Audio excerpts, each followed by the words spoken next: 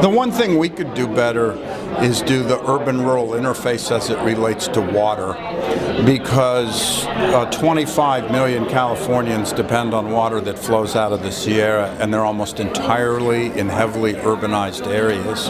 And if we don't restore the habitat and maintain environmental laws, we can't have reliability in water supply.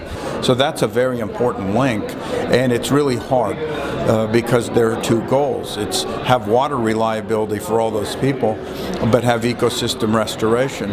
And everybody is firmly committed to one of those two things, and we just have to make sure that everybody understands you don't get the one you want without meeting the other. I think the most important thing would be looking at integrating planning across the transect from the urban center to the rural, kind of the exurban to the rural regions, so that there's an appropriate mix of housing and a jobs housing fit in each one of those regions.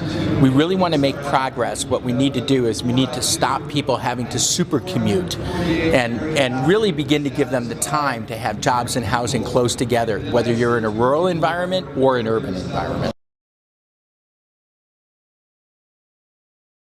You know, I'm really excited that this has become an important issue at this summit.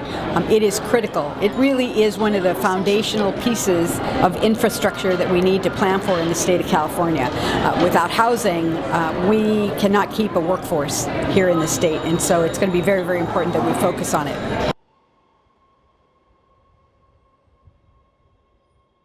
The direction that we're moving at here at this state is that we have linked transportation planning and dollars with housing. And what we mean by that is that as we develop our transportation system, we want to make sure that housing fits in within that system. And we want to move people out of their cars, and we want them to travel less by vehicle. So we're building up, not out, and along transportation corridors. You've got to start planning on a regional basis, and you've got to plan for all levels of income in your housing. So we need affordable housing for every income level, close to where they're going to be working. And so it's a big task.